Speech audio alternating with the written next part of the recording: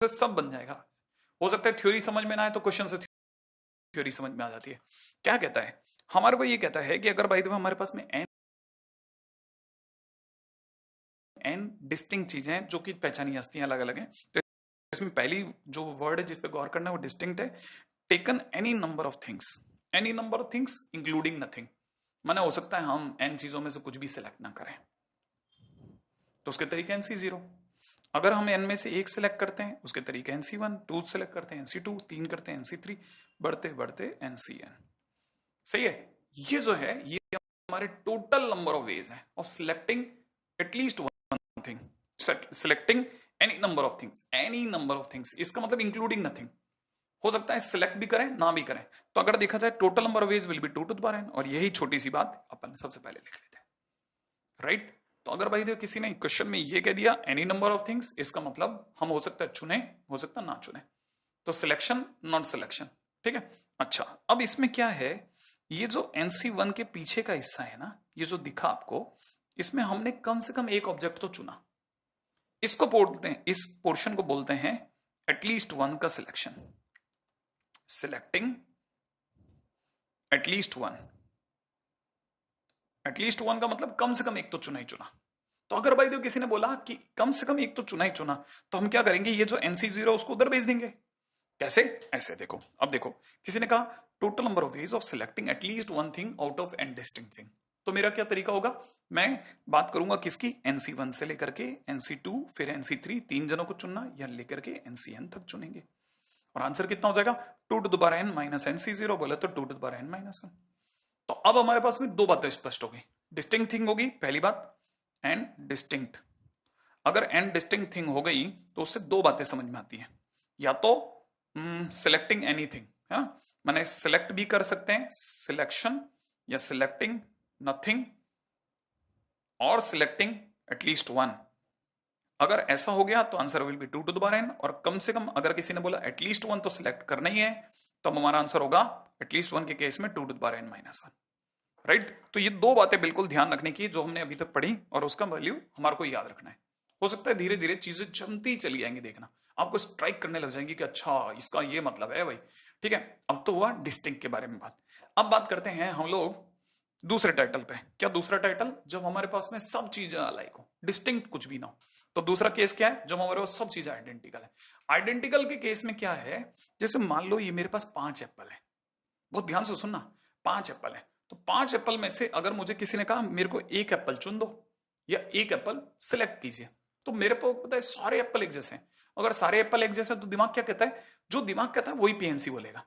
दिमाग कहता है कोई सा भी एक उठा ले, एक ही बात है, एक ही बात है, ये फर्स्ट वाला सेकंड वाला सब सेम है। ठीक है, जैसे मान लीजिए कि थोड़ा यम यम मोमेंट है।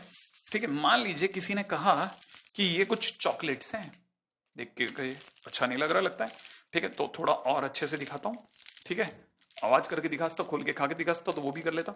सारी एक जैसी हैं, 3 4 5 ये सब एक जैसी है, समझ रहे हैं ना आप। अब इनमें से किसी एक को चुनने का तरीका, चाहे इसे चुनो चाहे इसे चुनो, ये सब एक है। तो अब आपको अगर भाई ये कोई चॉइस दे दे कि एक उठा लो, तो आप क्या करोगे, चुनोगे नहीं, कोई भी उठा लोगे, आपको पता है सब एक जैसी है।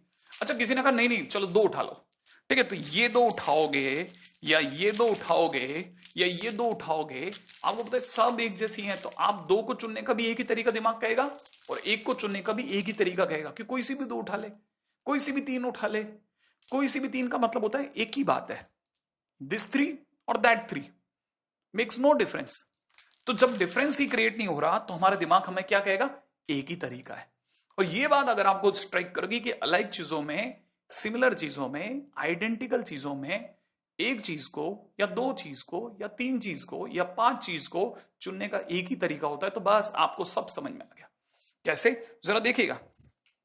अगर किसी ने कहा इनमें से एक एप्पल चुनिए, हमें पता है अगर बाय द डिस्टिंक्ट होते तो 5C1 होता, लेकिन यहाँ 5C1 नहीं है क्योंकि 5C एक होने का मतलब होता है पांचों डिस्टिंक्ट है, अलग अलग है, हम पहचानने की कोशिश कर रहे हैं ये लें कि ये लें। वहां हमारा दिमाग काम कर रहा है, तर्क के साथ काम कर रहा है, आर्ग्यूमेंट्स के साथ काम कर रहा है। लेकिन यहाँ क्या कर रहा है, अरे यार एक ही बात है, माने एक ही वे है भाई। हाँ 5C1 काम नहीं करेगा। अगर बाय द वे आपको समझ में आया तो दो एप्पल को चुनने के लिए भी 5C2 काम नहीं करेगा, एक ही रास्ता होगा। और अगर भाई तीन को चुनना हो जाए तो तब भी एक ही तरीका होगा, ध्यान रखना। चार को चुनना हो तब भी एक ही तरीका होगा। ओके, और पांचों चुनने हैं तब भी एक ही तरीका है। तो अलाइक चीजों में ओनली वन वे, बहुत सिंपल है। ठीक है, और अगर कुछ नहीं चुनना हो तो, हाँ कुछ नहीं चुनना हो तब भी एक ही रास्ता छोड़ के खड़ा हो जा। ओके, माने अगर बाय द वे यहां से यहां तक की बात की जाए तो हम कहेंगे selection of at least one, selection of at least one. ठीक है, और अगर बाय द वे उसमें नथिंग भी जोड़ दिया जाए तो ये दोनों मिलकर के, ये और ये मिलकर के माने टोटल कितने केस हो जाएंगे, तब हम कहेंगे सिलेक्टिंग और नॉट सिलेक्टिंग, सिलेक्टिंग और नॉट सिलेक्टिंग। ठीक है ना, तो इसे बोलते हैं सिलेक्टिंग और नॉट सिलेक्टिंग। चुनना नहीं चुनना, लेना नहीं लेने के टोटल वेज कितने हैं, लेने ना लेने के total ways is total combination. तो अगर किसी ने पूछा टोटल कितने पॉसिबल सिलेक्शन है, तो हमारी जवाब होगा total possible selection is equal to 6, 5+1। ये 5 कौन, लेने के, कम से कम एक के, और ये +1 कौन, नहीं लेने के। ओके, ये +1 इस वाला, हाँ ये वाला। ओके, तो 6 नहीं बोलते, तब 5+1 बोलते हैं ताकि क्लैरिटी रहे कंसेप्चुअली। ठीक है, ये बहुत सिंपल सा एक छोटा सा कंसेप्ट जो मुझे आपसे बात करनी थी जिसपे, राइट है। अब चलते हैं अपन लोग इसके आगे। इसके आगे क्या, केस 2 के अंदर हम लोग जब बात करते हैं इंक्लूडिंग नथिंग वाला केस, माने चुनना नहीं चुनना, ठीक है, माने इंक्लूडिंग नथिंग, तो अब हमारा आंसर होगा सिमिलर थिंग्स को देख करके। अगर n सिमिलर थिंग्स होती तो हमारा आंसर होता है n+1। कितना, n+1, जिसमें +1 क्या चीज है, नहीं लेने का तरीका, और ये n क्या चीज है, एटलीस्ट वन को लेने का तरीका। कौन सा at least one, this is basically one, एक चीज को चुनने का तरीका एक, दो को चुनने का तरीका एक, या तीन को चुनने का तरीका एक, चार को चुनने का तरीका एक, डैश +1। ये अपने आप में n चीजें हैं। ये वन क्या है, जब आपने एक भी नहीं चुना, जीरो सेलेक्ट करा। ये वन क्या है, जब आपने एक को सेलेक्ट करा। ये वन क्या है, जब आपने दो को सिलेक्ट करा। ये क्या है, जब आपने तीन को सिलेक्ट करा, जब आपने n के n को सिलेक्ट कर लिया। और +1 क्या चीज है, +1 है जब आपने कुछ सिलेक्ट नहीं करा। ओ मेरे से तो गलती हो गई, okay okay okay okay, zero तो हमने यहां दे दिया, कैसे कैसे कैसे, देखो ये है जीरो सिलेक्ट, ओहो मुझसे भी गलती हो गई। हाँ, ये है एक चीज को सिलेक्ट करने का, ये दो को, ये तीन को, ये तीन को, ये चार को, और ये n को सिलेक्ट करने का तरीका। और ये पीछे वाला +1 क्या है, जब मैंने कुछ भी सिलेक्ट नहीं करा। तो टोटल वेज हो गया n+1। अच्छा, अगर बाय द वे किसी ने सपोज करो मुझे ऐसा ना पूछ करके ये पूछा होता कि total number of ways of selecting at least one thing from from n similar things. Okay, तो मेरे दिमाग में आएगा जब मैं एक सिलेक्ट करूं, या दो सिलेक्ट करूं, या तीन सिलेक्ट करूं, ठीक है, या फिर मैं चार सिलेक्ट करूं, या फिर मैं डैश एन के एन सिलेक्ट कर लूं, तो मुझे पता है सिमिलर होने पे सबका एक ही तरीका। याद आया, और ऐसे बढ़ाते बढ़ाते जिस दिन मैं काउंट कर लूंगा then the answer will be n. Okay, एक एग्जांपल लेते हैं। अगर भाई आप इसके एग्जांपल की बात करते हैं तो जैसे मान लीजिए मेरे पास में 3 ए हैं, ठीक है, ए तीनों एक जैसे हैं। इसके कितने सिलेक्शन हो सकते हैं, इसके 4 सिलेक्शन हो सकते हैं। कौन कौन से 4 सर, ये 4 सिलेक्शन हो सकते हैं। हो सकता है मैं एक भी ए ना चुनूं, या मैं एक ए चुन लूं, या मैं इनमें से कोई 2 ए चुन लूं, या तीनों ए चुन लूं। कोई भी एक ए को चुनने का तरीका एक, इनमें से कोई 2 ए को चुनने का तरीका भी एक, इनमें से तीनों ए को उठाने का तरीका भी एक, और नहीं चुनने का तरीका भी एक। अच्छा, टोटल कितने वेज हो गए, टोटल सिलेक्शन हो गए 4 वेज। ठीक है, basically it is nothing but 3+1। ए 3 है ना, तो n बराबर 3 हो गया। तो 3+1, और +1 किसका, नहीं चुनने का। मैंने कहा था धीरे धीरे आपके दिमाग में जमना चालू हो जाएगा विद क्वेश्चंस। ठीक है, अब क्वेश्चंस पे चलेंगे धीरे धीरे, लेकिन पहले एक बार सारी चीजों को जरा संभाल लेते हैं। देखो, अब मैं 1 और 2 को मिला के केसेस भी बना सकता हूं। जैसे कैसे, मैंने सीखा कि n सिमिलर चीजें होती हैं तो उनमें से टोटल सिलेक्शन होते हैं n+1। टोटल सिलेक्शन, चुनना नहीं चुनना, चुनने के तरीके n, एक कम से कम एक को चुनने का तरीका n और +1 नहीं चुनने का तरीका। अगर किसी ने मुझे कहा p सिमिलर थिंग्स हैं, सिमिलर, ठीक है, और आगे क्या बोल रहा है, then the total number of ways of selecting at least one thing, कम से कम एक को चुनने का तरीका। तो पहली बात, p को लेना है नहीं लेना पता नहीं भाई, q को लेना है नहीं लेना है पता नहीं, r को लेना है नहीं लेना है पता नहीं, लेकिन तीनों में से कम किसी एक को तो लेना है, किसी एक को तो, ठीक है। तो कैसे तरीका करेंगे हम, क्या करेंगे, हमें p को लेने और ना लेने के p+1 तरीके, p n सिमिलर थिंग्स को लेने या नहीं लेने के, माने सिलेक्टिंग और नॉट सिलेक्टिंग के टोटल वेज इज n+1। तो p चीजें हैं तो टोटल वेज p+1, q के टोटल वेज q+1, r के टोटल वेज r+1। तो मैं क्या करूंगा, मैं p को लेने नहीं लेने के p+1 तरीके, q को लेने नहीं लेने के q+1 तरीके, r को लेने नहीं लेने के r+1 तरीके, और इनमें +1 माने मैंने जब p नहीं लिया ये +1, जब मैंने q भी नहीं लिया ये वाला +1, जब मैंने r भी नहीं लिया।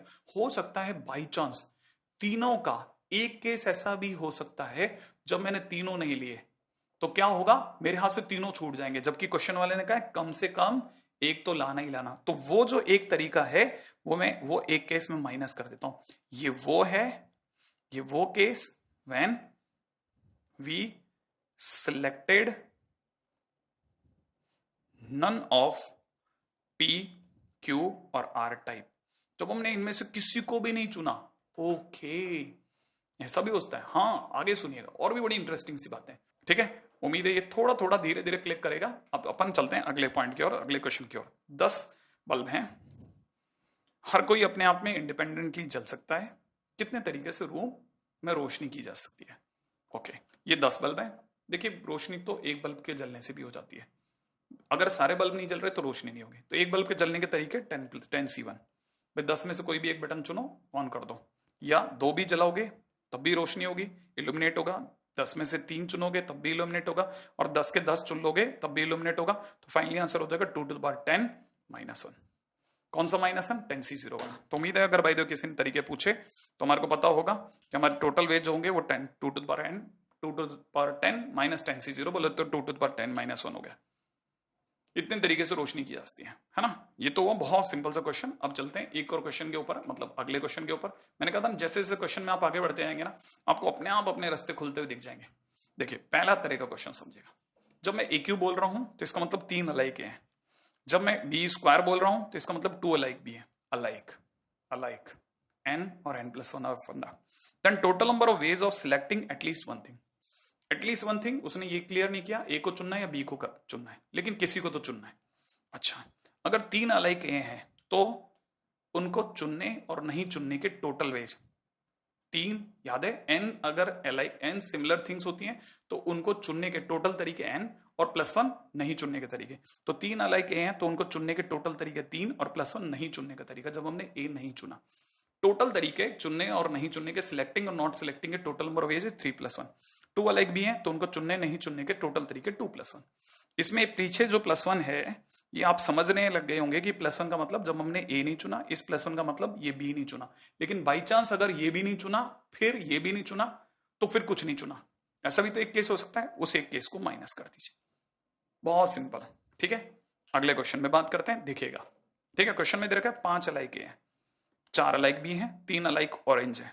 कहता है total number of ways of selecting at least one thing. क्या ए चाहिए, बी चाहिए, ओ चाहिए, कुछ बताया नहीं, कम से कम एक चाहिए। ओके, 5 अलाइक ए के टोटल वेज 5+1, जिसमें +1 क्या है, नहीं चुनना, ए नहीं चुना। 4 अलाइक बी के टोटल वेज 4+1, जिसमें हमने +1 बी नहीं चुना। 3+1 जिसमें हमने ओ भी नहीं चुना। अच्छा, ऐसा भी हो सकता है कि तीनों के +1 काम कर जाए, ठीक है, माने ए भी नहीं चुना, बी भी नहीं चुना, ओ भी नहीं चुना, तो हमने कुछ भी नहीं चुना, तो वो वाला एक केस हटा देता। तो एटलीस्ट वन थिंग तो हमने चुनी ली, कोई सी भी, चाहे वो ए हो, बी हो, ओ हो। अगर आपका आंसर मिल गया, डन डन डन, ठीक है। एक और तरीके पे चलते हैं, अगला क्वेश्चन। क्वेश्चन में थोड़ा सा चेंज मार दिया किसी ने। 5 अलाइक ए हैं, 5 अलाइक ए दे रखे हैं, ठीक है, 4 अलाइक बी दे रखे हैं, उम्मीद है पकड़ में आ गया, और 3 अलाइक ओ दे रखे हैं, ठीक है। अच्छा, कहता है कि कम से कम एक ए तो चुन के लाओ। अब उसने खुल के बोला ए तो चुनना ही है, तो एक को 5 अलाइक ए हैं तो उसको चुनने के तरीके, कम से कम एक को चुनने का तरीका 5। अगर +1 लगा दे तो नहीं चुना जाता, लेकिन ए तो चुनना ही था। हाँ, बी चुनो मत चुनो, 4 चुनना, +1 नहीं चुनना, चुनो मत चुनो, 3 + 1 चुनो मत चुनो। इस केस में हमने ए तो चुन ही लिया, वही उसने कहा था। हो गया क्वेश्चन फिनिश। तो इसका मतलब ये कि आंसर इज 5 × 5 × 4, बोले तो 100 वेज हो गए। कितने साधारण क्वेश्चन है। अगला क्वेश्चन, अब क्या करे क्वेश्चन वाला, 5 अलाइक ए हैं, 4 अलाइक बी हैं, 3 अलाइक ओ है। क्या चाहता है, कम से कम एक ए और एक बी चुनो। देखो आप जरा फटाफट से, एक ए तो चुनना ही है, माने नहीं चुनने वाला केस हटा दो तो 5, एक बी तो चुनना ही है, तो नहीं चुनने वाला तरीका हटा दो, 4 + 1 की जगह सिर्फ 4 लिखो। हाँ, ऑरेंज माने ओ चुनना, 3 तरीके, नहीं चुनने के +1। इस केस में आपने कम से कम एक ए चुना, एक बी चुना और एक ए चुना, तो कुल मिलाकर के आपका आंसर इज 80। So simple. अगर आपका आंसर मिल रहा है डन डना डन। हाँ, अगले क्वेश्चन में देखो, अगले क्वेश्चन में क्या है, अब देखो इसने डिफरेंट मार दिया। डिफरेंट, डिफरेंट का नाम सुनते ही एटलीस्ट 1 चुनने का तरीका 2 to the power n - 1, total चुनने का तरीका 2 to the power n, total ways of selection 2 to the power n। Total ways का मतलब चुनना नहीं चुनना मिला के। ओके, अब की बार क्वेश्चन में दे रखा है 3 डिफरेंट है, तो अब क्या चाहता है क्वेश्चन में, selecting at least one thing, selecting at least one thing, ये ए हटा लेता हूं, selecting at least one thing when things are different. अच्छा, कम से कम एक चीज जो चुननी है, ए चुननी है बी चुननी है, कुछ बताया नहीं, क्लियर। अच्छा, ए को चुनने के टोटल तरीके 2 टू द पावर 3, जिसमें चुनना नहीं चुनना दोनों शामिल है।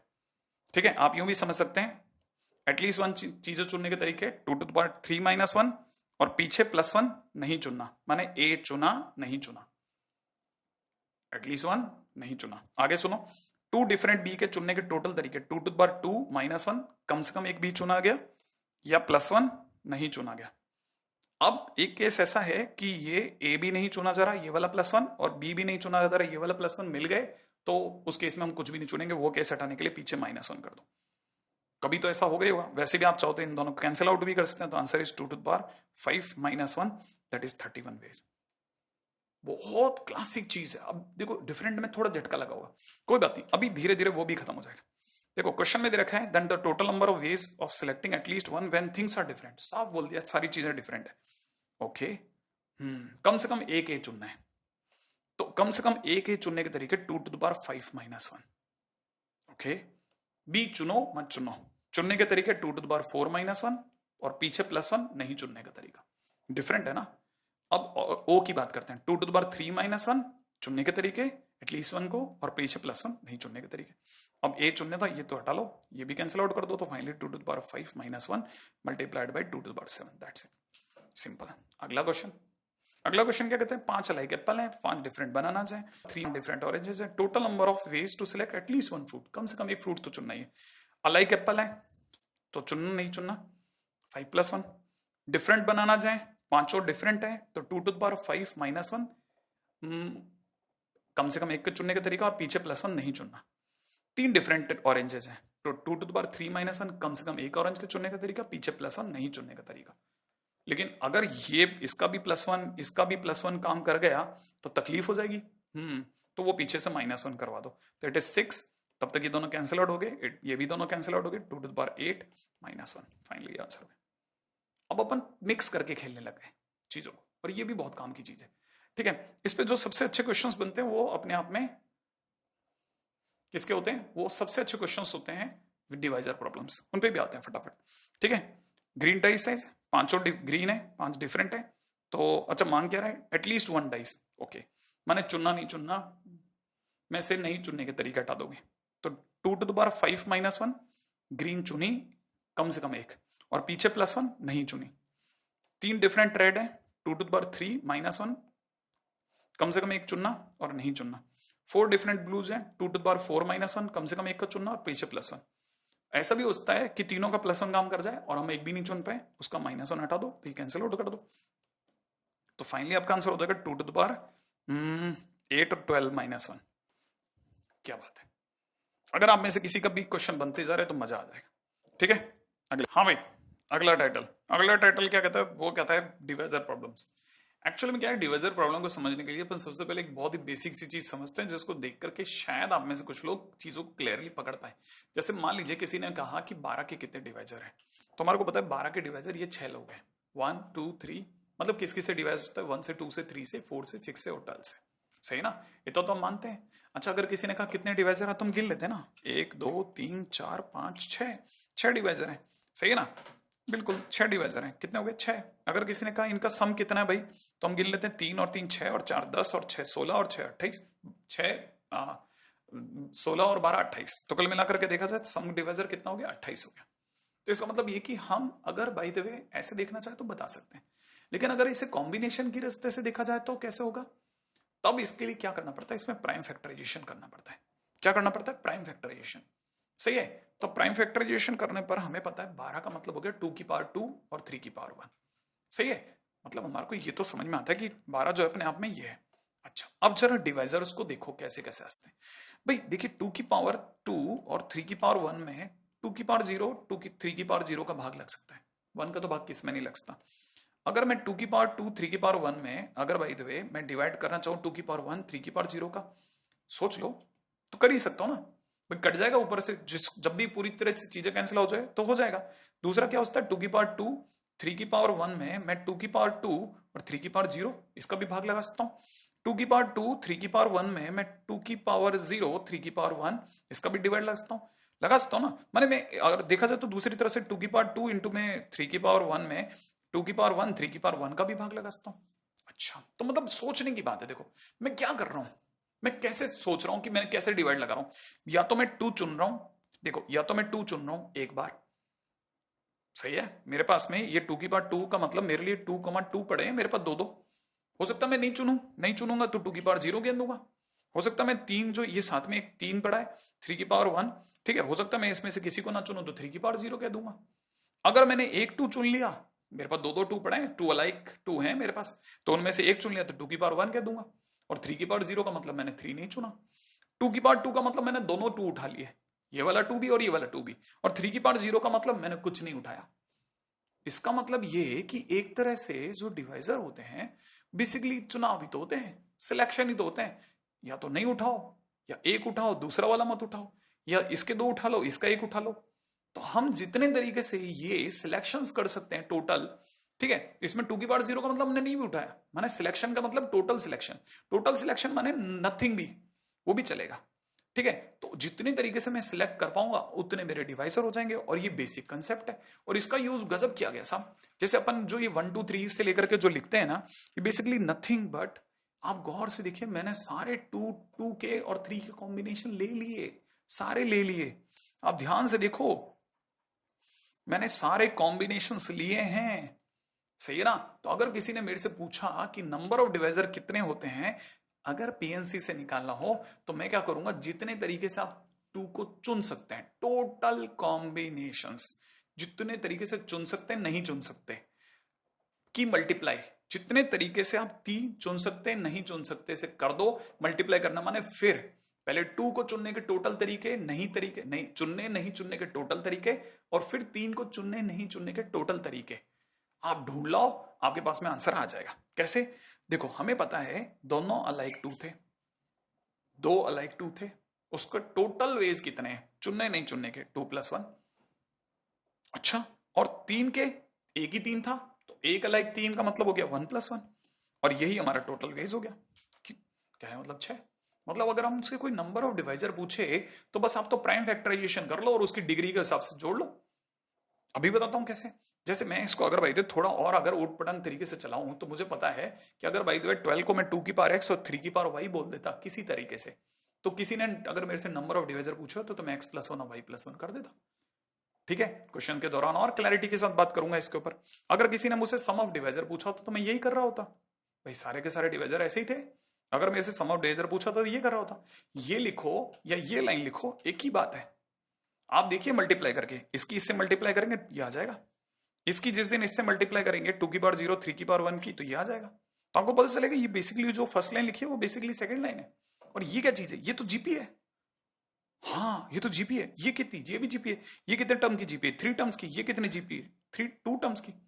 तो ये एक तरह से जीपी का सम है, और जीपी का सम होता है ए, माने बोले तो 1 इंटू 2, इसका कॉमन रेशियो 2 है, की power 3 - 1 divide by 2 - 1 multiplied by ये क्या चीज है, ये अपने आप में लिखा है 3 की पावर, पहली बात तो a इंटू में r की पावर 2 - 1 अपॉन आर माइनस 1। इसका मतलब कितना हो गया 8/1 इंटू में 7/1 इंटू में 8/2। सही है, तो कैंसिल आउट करके 4, माने अपना आंसर 28 आ रहा है और आ भी रहा था। इसका मतलब यहां से भी लोगों ने एक कंसेप्ट निकाल डाला। क्या कंसेप्ट निकाल डाला? बड़ा गजब का कंसेप्ट निकाला कि अगर 12 को हम 2 की पावर x 3 की पावर y में लिखें तो फिर जो प्राइम फैक्टराइजेशन है ना उसमें 2 की पावर 0 से 2 की पावर x तक खोल दो और 3 की पावर 0 से 3 की पावर y तक खोल दो। फिर कुछ नहीं करना है, ये भी जीपी और ये भी जीपी और जीपी के सम का फार्मूला लगा दो, बस दैट्स इट। और जीपी के सम का फार्मूला लगाते ही क्वेश्चन डन। कैसे, जरा समझाता हूं। मान लो किसी ने कहा टोटल डिवाइजर बताइए इसके 7875 के, तो हमें क्या पता 7875 के टोटल डिवाइजर क्या है, तो हम तो 7875 लिखेंगे और 5 से डिवाइड लगाते हैं। 5 से डिवाइड लगाते हैं 2 टाइम्स गया, ठीक है, 2 टाइम्स सॉरी 1 टाइम गया है ना, बचे रह गए 2, तो ये 28, फिर 5 टाइम्स गया, बचा रह गया 3 37, फिर 7 टाइम्स गया, फिर बचा रह गया 2 5 आ गया, फिर से 5 टाइम्स गया, एक बार 3 गया, एक बार देखा जाए 1 गया, एक बार 1 गया। ठीक है, ओके, ये हो गया 5 315। फिर से 5 से डिवाइड जाता हुआ दिख रहा है 6 और यहां से दिख रहा है 3, अब जाता हुआ दिख रहा है 3 से डिवाइड। सही है, 3 से कितनी बार 21 बार, फिर 3 से जाता हुआ दिख रहा है 7, फिर फाइनली 7 से जाता दिख रहा है 1। तो अपने को देखा जाए तो हमने इसको प्राइम फैक्टराइज करा तो 7875 बेसिकली क्या चीज है, 5 का क्यूब है, 3 का स्क्वायर है और 7 की पावर 1 है। क्या आपको प्राइम फैक्टराइजेशन का बेसिक आ गया? आ गया सर। अब क्या हमको ये पता है कि क्वेश्चन में पूछा टोटल डिवाइजर कितने। टोटल डिवाइजर जितनी तरीके से मैं 5 को 3 को और 7 को चुन सकता हूं या नहीं चुन सकता, उनका प्रोडक्ट मेरा आंसर देगा। तो 5 अलाइक 3 अलाइक 5 है, 3 अलाइक 5 है, ठीक है, उनको चुनने नहीं चुनने के टोटल तरीके 3+1। 2 अलाइक 3 है, उनको चुनने नहीं चुनने के टोटल तरीके 2+1। एक 7 है तो उसको चुनने नहीं चुनने का तरीका 1+1। तो अगर किसी ने पूछा टोटल कितने डिवाइजर हैं तो मेरा आंसर होगा डिवाइजर इज गुड में कितना 4 इंटू 3 इंटू 2, बोले तो 24। अच्छा, इसमें प्रॉपर डिवाइजर क्या है? तो प्रॉपर डिवाइजर में हम 1 को और खुद को छोड़ देते हैं। तो हर तरह से देखा जाए तो प्रॉपर डिवाइजर हम हमेशा 2 कम कर देते हैं, किसको? 1 को और इटसेल्फ। तो 24 माइनस 2 1 कॉमा इटसेल्फ, ये 2 हटा दो तो बचे हुए रह गए प्रॉपर डिवाइजर। तो answer is 22। Oh my goodness, ये तो बड़ी गजब की चीज है। बिल्कुल बहुत गजब की चीज नहीं, बहुत गजब की चीज है। अब जैसे ये एक नंबर है, ये बहुत फेमस नंबर है, इसे मैं n पुकारता हूँ 75600। ये इसलिए स्पेशल नंबर है, ये 2 की पावर 4, 3 की पावर 3, ठीक है, 5 की पावर 2 और 7 की पावर 1 का प्रोडक्ट है। ऊपर से डिग्रियां कम होती दिख रही है, इंटरेस्टिंग, 4 3 2 1 ऐसे। ठीक है, अब क्वेश्चन में किसी ने पूछा पहला क्वेश्चन कि टोटल डिवाइजर कितने होंगे, तो हमारा आंसर होगा कि टोटल डिवाइजर जितने तरीके से मैं 2 चुनूं या नहीं चुनूं, 2 अलाइक है, 4 अलाइक 2 है, 2 है, 4 अलाइक 2 है, तो इसका चुनने नहीं चुनने का तरीका 4+1। 3 अलाइक 3 है, चुनने नहीं चुनने का तरीका 3+1।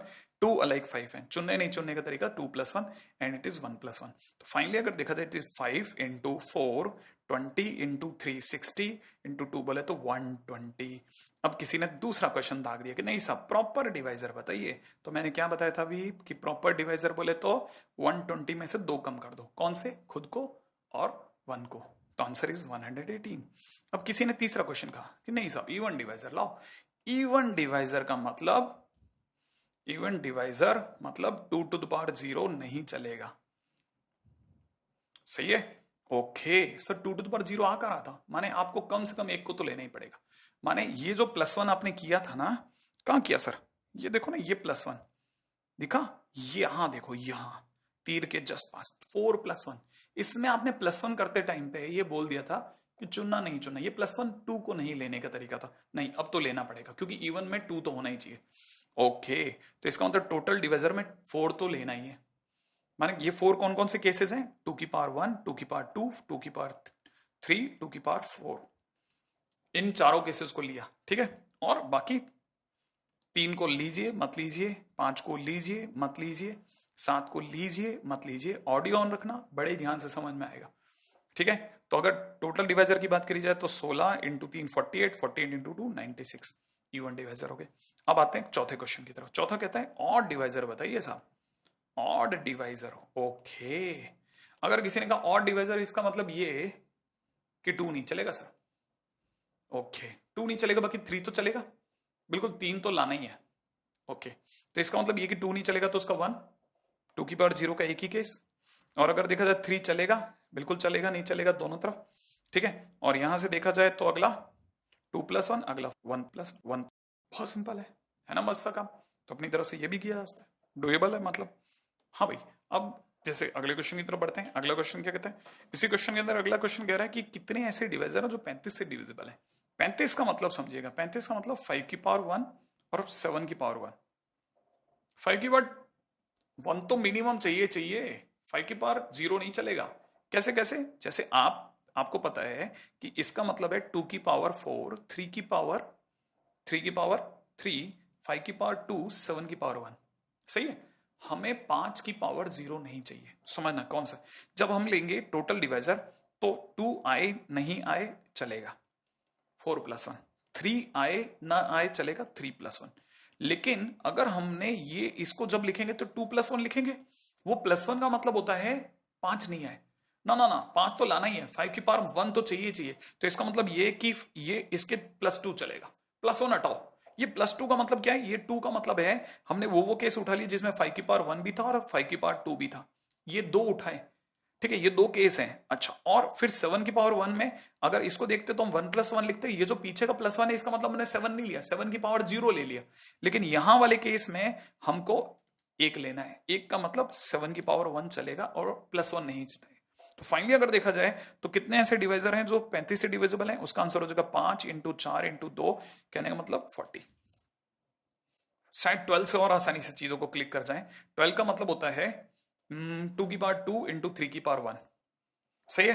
अच्छा, अब हमें पता है कि हमारे पास 2 की पावर 4 है, 3 की पावर 3 है और 5 की पावर 2 है और 7 की पावर 1 है। क्लियर, आ जाओ। अब ये वाला क्वेश्चन बहुत शानदार जाएगा। कितने ऐसे हैं, तो नंबर ऑफ डिवाइजर, कितने नंबर्स होंगे जो ऐसा होगा। तो देखिए साहब, मैं 2 की पावर 2 चाहिए, इसका मतलब ये कि 2 की पावर 0, 2 की पावर 1, 2 की पावर 2, 2 की पावर 3, 2 की पावर 4 में 2 की पावर 2 तो चाहिए ही चाहिए। मैंने इसके 2 केस कम कर देता हूं, तो टोटल कितने केस खुल गए, 3। जब मैं 3 की पावर 3 की बात करता हूं तो इसका मतलब मेरे पास 3 की पावर 0 भी है, माने जब मैंने एक भी 3 नहीं उठाया, 3 की पावर 1 भी है, 3 की पावर 2 भी है, 3 की पावर 3 भी है। मुझे 3 की पावर 1 चाहिए, इसका मतलब 1 या 1 से ज्यादा चलेगा, मैंने इसके 3 केस। 5 आए नहीं आए कोई फर्क नहीं पड़ता, क्योंकि हमें 2 की पावर 2 और 3 की पावर 1 पे फोकस था, वो आ रहे हैं। देखो वो आ रहे हैं, 2 की पावर 2 और 3 की पावर 1 या उससे आगे के केस आ रहे हैं।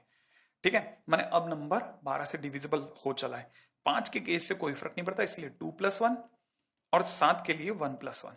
तो फाइनली मेरा आंसर हो जाएगा 9 इंटू ये 27, 27 इंटू 2 54। फाइनली मेरा आंसर इज 54। बहुत सिंपल, बहुत प्यारे क्वेश्चन है। ठीक है, हाँ जी, अब चलते हैं अगले टाइटल की ओर, जिसका नाम है सर्कुलर परमुटेशन। बहुत जबरदस्त टाइटल है और उम्मीद है कि आपको भी बहुत समझ में आएगा। बहुत प्यारा सा टाइटल है।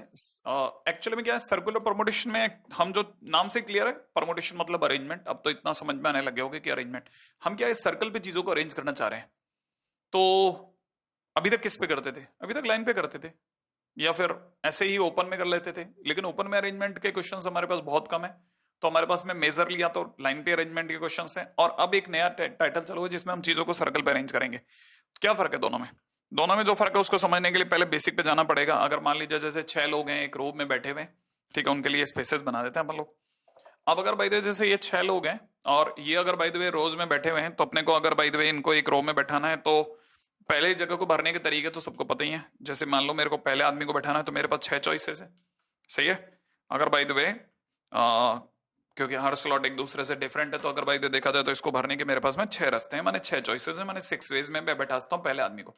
अगर बाय द वे सेकंड आदमी को बैठाना तो बट ऑब्वियस है कि पहला कहीं ना कहीं तो बैठ ही गया होगा, तब बची हुई चॉइसेस रहेगी 5। तो कहना मतलब ये कि सेकंड आदमी को बैठाने के तरीके 5। अगर बाय द वे मैं थर्ड को बैठाता हूं तो 4, फिर 6, 5, 4, 3, 2, 1, माने बोले तो फैक्टोरियल 6। कहने का मतलब ये कि अगर बाय द वे मैं 6 लोगों को एक रो में बैठाता हूं तो मेरे पास में 6 फैक्टोरियल या फैक्टोरियल 6 तरीके हैं, है ना। अच्छा, अगर बाय द वे यही 6 लोगों को मेरे को सर्कल में बैठाना होता तो, है ना, अगर बाय द वे मुझे यही 6 लोगों को एक सर्कल में बैठाना होता तो, अगर मुझे सर्कल में बैठाना होता तो तरीके होते 6-1 का फैक्टोरियल। क्या 6-1 का फैक्टोरियल, सर ये -1 क्यों हुआ। हाँ, ये बड़ा क्लास चीज है। एक्चुअल में क्या है ना, ये एक फार्मूला है जो ये कहता है कि अगर बाय द वे n लोगों को एक लाइन में बैठाना हो तो फैक्टोरियल n तरीके, लेकिन अगर एक सर्कल में बैठाना हो तो n-1 फैक्टोरियल तरीके होते हैं। अब ये n-1 क्यों होता है उसको समझने के लिए 2-3 तरीके से सोचा जा सकता है। लेकिन अगर भाई देखा जाए तो हम पहले सबसे इसके सबसे इंपॉर्टेंट और बेसिक तरीके पे चलते हैं। मैं आपको इसको सीन को समझाता हूँ। जैसे सपोज करो ये राउंड टेबल है। अब राउंड टेबल पे हमारे पास में कुल मिला करके 6 कुर्सियां लगी हुई हैं, देख रही हैं? ठीक है। अब मान लीजिए ये जो हमारे ब्लू वाले शर्ट वाले भैया हैं, ये फर्स्ट पर्सन है, जो पहला आदमी है ना, वो ये है। अच्छा, ये बैठना चाहता है। तो अगर मैं कहूं कि ये राउंड टेबल पे 6 कुर्सियां लगी हैं, आप बैठ जाइए जाकर के, तो जैसे मान लो वो अभी जहां पे बैठा है वहां पे बैठे, वहां पे ही बैठाते हैं उसको। अब आप अगर भाई ध्यान से देखें तो इसके सामने कितनी कुर्सियां हैं? इसके जस्ट सामने 3 कुर्सी है, एक इसके राइट में है और एक इसके लेफ्ट में है। इसको ये तो दिख रहा है ना, इससे यही दिख रहा है ना कि इसको इसके सामने 3 चेयर्स लगी हुई हैं और लेफ्ट और राइट में एक एक कुर्सी है, यही दिख रहा है जब वो यहां बैठा है तो। अच्छा, अब थोड़ी सी देर के लिए इसे भूल जाइए, मान लेते हैं अपन ने इसको शिफ्ट कराया पास वाले पे। ठीक है, जरा इसकी पोजीशन बताइएगा, इसको क्या दिख रहा है? आपको ध्यान होगा, इसको सामने फिर से 3 चेयर्स दिख रही हैं, एक लेफ्ट दिख रही है, एक राइट दिख रही है। हाँ या ना? इसका मतलब ये है कि अभी भी सिचुएशन इसके लिए वैसी है। ठीक है, हालांकि ये लेफ्ट और राइट अपने ध्यान से देखा जाए तो इसका राइट ही है और इसका लेफ्ट ही है ना। तो लेफ्ट और राइट में इसको एक एक चेयर दिख रही है। आज भी वही पोजीशन है, माने जो इससे पहले वाली पोजीशन में जो दिख रहा था वही अभी भी दिख रहा है। माने चाहे अभी जहां बैठा है वहां पे बैठे या इससे पहले जहां बैठा था वहां पे बैठा रहे, दोनों ही केसेस में वो इक्वली एक ही जैसा सीन देख रहा है, सिमिलर सीन देख रहा है। ठीक है ना? अच्छा, मान लीजिए किसी को अभी भी थोड़ा बहुत भी वहम है, तो एक काम करते हैं, इसे एक थोड़ा और सरका लेते हैं, अच्छे से सरका लेते हैं, हम तो बिल्कुल सामने ही ले आते हैं। अब जरा बताना इसको कैसी फीलिंग आ रही है? इसके सामने कितनी चेयर्स हैं? 3 चेयर्स, और इसके राइट में एक चेयर और लेफ्ट में एक चेयर है। आपको कोई बात समझ में आई? इसके लेफ्ट और राइट में आज भी वही सीन है। क्लियर है ना? तो आप में से अगर भाई तो कोई भी ध्यान से देख रहा है तो इसका मतलब ये कि ये कहीं पर भी बैठे पूरे सर्कल में, इसको 6 के 6 पोजीशंस कहीं बैठा लो, हर बार सेम दिखेगी। और जब चीजें सिमिलर होती हैं, तो अभी जस्ट इससे पहले चीजों में हमने पढ़ा था कि जब चीजें सेम होती हैं तो उन्हें चुनने का एक ही तरीका होता है, चाहे इस पे बैठाओ, चाहे इस पे बैठाओ, चाहे इस पे बैठाओ, एक ही बात है, माने एक ही रास्ता है। तो कहना मतलब पहले आदमी के बैठने के 6 रास्ते नहीं है, पहले आदमी के बैठने के एक ही रास्ता है साहब, कहीं बैठा दो। हाँ, अगर पहला बैठ गया, अब दूसरा जब आएगा तो देखो जरा क्या होगा। अब जब सेकंड बंदा आएगा, ये तो फर्स्ट यहां पे बैठ चुका है, अब जब सेकंड बंदा प्रकट होगा तो सेकंड बंदा के लिए ये जगह है, दूसरी जगह यहां है ना, तीसरी यहां है, और ऐसी चौथी यहां, पांचवी यहां। कहना है मतलब जो सेकंड बंदा है उसके पास में फर्स्ट बंदे के बैठने के बाद उसके पास 5 डिफरेंट पोजीशंस हैं। आप सोचोगे कैसे सर, क्या डिफरेंट है बताइए? मैं आपको बताता हूं। जैसे मान लीजिए अभी वो यहां पे बैठा था, ये यहां पे बैठा था, दोनों में से किसी भी जगह बैठा लीजिए, ठीक है ना। अगर वो बाई चांस इस जगह बैठता है, अगर वो बाई चांस इस जगह बैठता है तो उसे पता चलेगा उससे 2 सीट राइट लेफ्ट में जाकर के ये ब्लू वाली शर्ट का बंदा बैठा है। जबकि अगर वो बाई द वे यहां बैठता है तो उससे एक शीट एक एक चेयर आगे जाकर के, एक लेफ्ट में चेयर जाकर के ब्लू शर्ट का बंदा बैठा, तो कहना मतलब दोनों पोजीशन डिफरेंट मानेंगे ना हम। क्यों? क्योंकि एक रेफरेंस पॉइंट आ गया ब्लू शर्ट। हाँ, इसका मतलब ये कि पहले आदमी के लिए कोई रेफरेंस पॉइंट नहीं था, वो ओपन फॉर ऑल था, लेकिन जैसे ही पहला बैठा, बैठते ही दूसरे आदमी के लिए अब जो पहला बैठा हुआ है वो एक रेफरेंस पॉइंट बन गया। हाँ, और इसीलिए जो व्हाइट शर्ट वाले भैया हैं, जो हमारे सेकंड पर्सन है, उनके पास 5 रास्ते हैं, 5 जगह हैं बैठने की। तो कहना मतलब ये कि सेकंड बंदे के पास 5 जगह, और थर्ड अगर मैं ले आता हूं तो थर्ड के पास में बैठने के लिए 4 जगह हैं। हाँ साहब, 4 जगह, ये 4 दिख रही है एग्जैक्टली बिल्कुल मैं आपको यही समझाना चाह रहा था कि थर्ड के पास 4 है। और उम्मीद है आपको बताने की जरूरत नहीं कि अगर फोर्थ होता तो 3 रास्ते होते, फिफ्थ होता तो उसके पास में 2 वेज हैं, और अगर सिक्स्थ है तो उसके पास में एक रास्ता है। कहने का मतलब अगर गौर से देखा जाए तो सबके पास finally 1 into 5 into 4 into 3 into 2 into 1 बोले तो फैक्टोरियल 5 तरीके हैं। और वही तो मैं आपको कह रहा था, क्या फैक्टोरियल 5 नहीं बोला था मैंने? सोचो। हाँ हाँ सर, हाँ सर, हाँ सर, सर मतलब ये कि 6 जने बैठते हैं तो उनके पास 6 - 1 वेज है। इसलिए कहते हैं कि जब n लोगों को एक सर्कल पर बैठाना हो तो number of circular permutation will be n-1 का फैक्टोरियल। क्लियर है? तो कहना मतलब ये कि total number of ways will B 5। ठीक है, तो अपन ये सब हटा लेते हैं फाइनली अगर देखा जाए तो। तो ये एक बहुत इंपॉर्टेंट कंसेप्ट है जिसको हमारे को समझना जरूरी है कि अगर सर्कल पर n जगह हो तो n-1 फैक्टोरियल तरीके से बैठा जाता है। एक बहुत पुराने जमाने की एक बहुत इंपॉर्टेंट स्टोरी भी है, जरा मस्त सी स्टोरी है, फटाफट से एक उसके बारे में बात बताता हूँ। एक्चुअली में क्या ना, ये कहानी बड़ी मस्त है। किसी टाइम पे आप ऐसे भी समझ सकते हैं कि आप में से कई लोगों ने अगर बाय द वे सुना हो तो कि कृष्ण भगवान का जो जन्म था वो एक जेल में हुआ था, माने कारागृह में हुआ था। तो जब उनका जन्म होने वाला था उससे पहले कंस ने ये डिसाइड कर लिया था कि वो देवकी के हर बच्चे को मारेगा, ठीक है ना, देवकी के हर बच्चे को मारेगा। लेकिन इससे पहले कि वो ये सब डिसाइड करता, वो शुरुआत में ऐसा नहीं था। देवकी के फर्स्ट बच्चा हुआ, उसने कुछ नहीं कहा, सेकंड हुआ तो कुछ नहीं कहा। लेकिन क्यों? क्योंकि आ, उसको ये पता था कि जो 8वां बच्चा होगा वो उसको मारेगा, ठीक है ना, जो 8th चाइल्ड होगा वो उसको मारेगा, ऐसा उसने सुना था, उसको पता था ऐसी कोई भविष्यवाणी है, ऐसा कुछ कहीं लिखा हुआ है।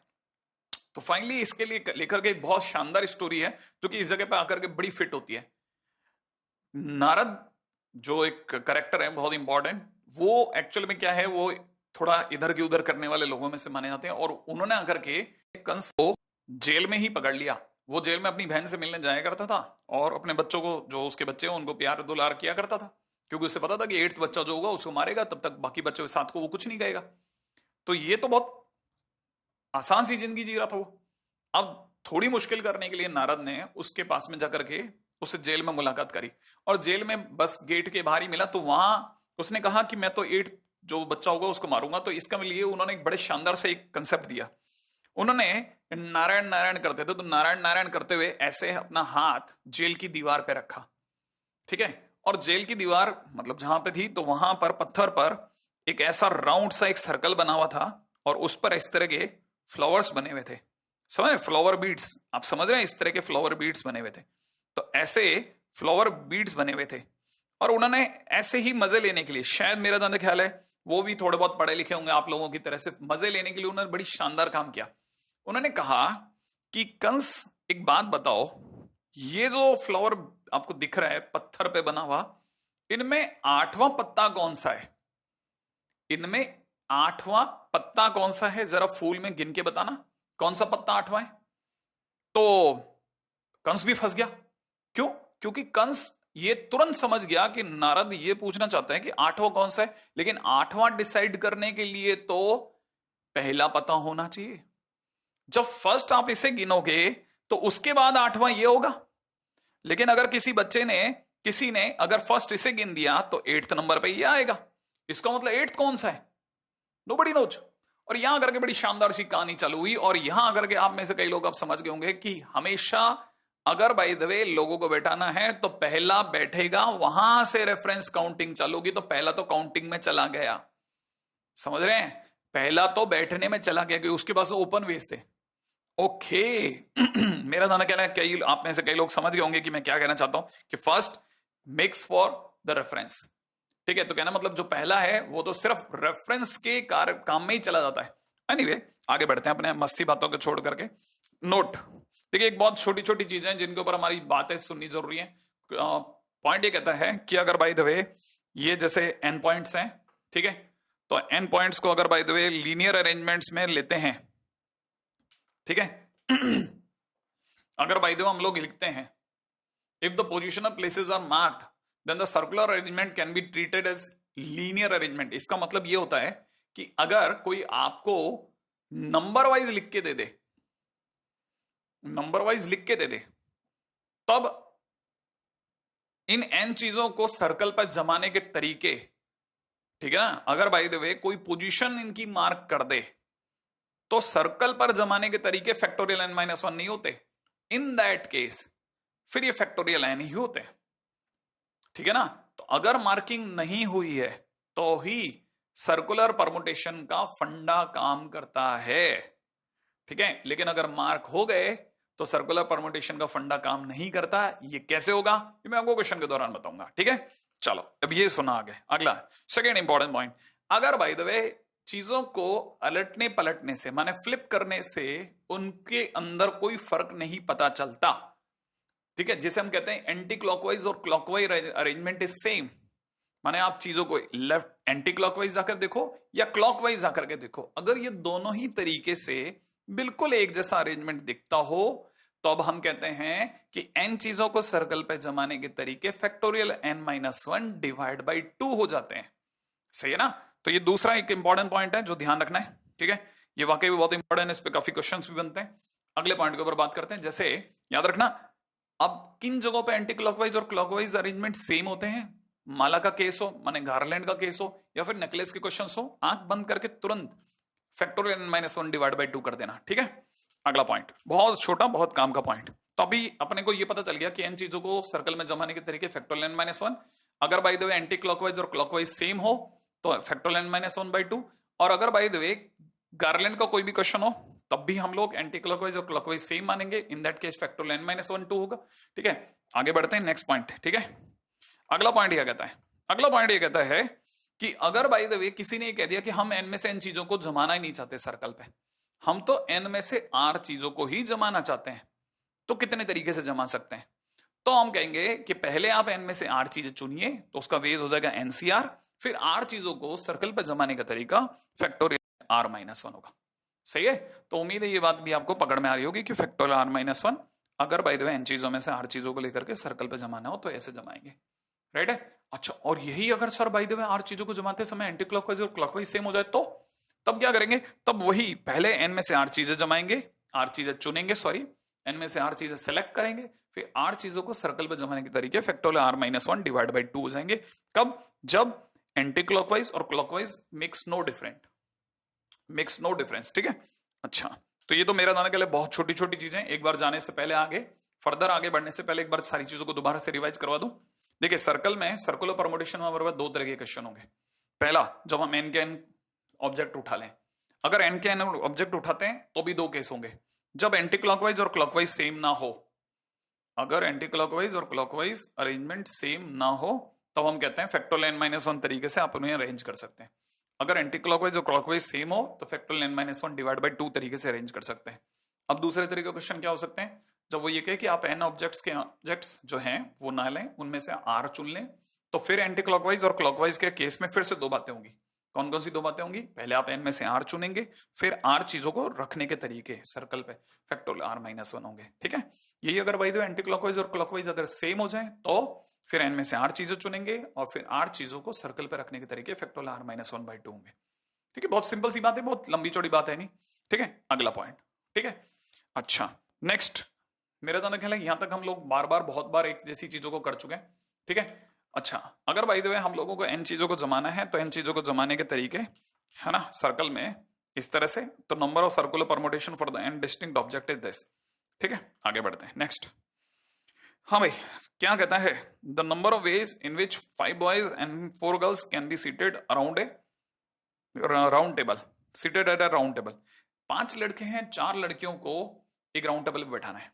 पहला कि हमारे को कोई रेस्ट्रिक्शन ही नहीं है, 5 लड़के और 4 लड़कियों को बैठाने के तरीकों में पहला क्वेश्चन कहता है कोई रेस्ट्रिक्शन ना हो।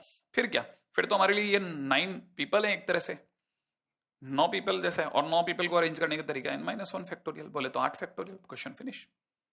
सही है, तो कहने मतलब ये कि अगर बाय द वे 5 लड़के और 4 लड़कियां ये इस तरह से हैं, ठीक है, ये किसी पार्टी में है, अगर बाय द वे कोई रेस्ट्रिक्शन नहीं है तो ये एक तरह से ये 9 पर्सन्स को अरेंज करने जैसा है, तो फैक्टोरियल n माइनस वन माने फैक्टोरियल 9 माइनस वन, बोले तो फैक्टोरियल 8 तरीके से इन्हें बैठाया जा सकता है। ठीक है, ये तो हुआ फर्स्ट क्वेश्चन। सेकंड क्वेश्चन क्या कहता था? सेकंड क्वेश्चन ने कहा कि अगर सारी लड़कियां साथ बैठना चाहें तो।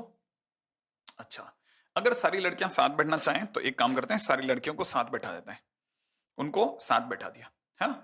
अच्छा, साथ बैठाने के बाद में हम उन्हें एक कंसीडर करेंगे एक यूनिट के तौर पे, है ना, कि ये सारी की सारी लड़कियां अब एक यूनिट है। ठीक है, अगर वो एक यूनिट है तो एक तरह से इस टेबल पर बॉक्स बना लें, ठीक है ना, एक बॉक्स बना देते हैं, एक बॉक्स ही बना लेते हैं, हम इन्हें एक यूनिट मानते हैं। तो एक तरह से जब मैं ऊपर से फोटो खींचूंगा तो हमारे पास में 1 2 3 4 5 और ये छठा बॉक्स दिखेगा, हाँ या ना। तो अगर भाई तो मेरे को 6 चीजों को अरेंज करना हो तो 6 चीजों को सर्कल पे अरेंज करने के कितने तरीके होंगे?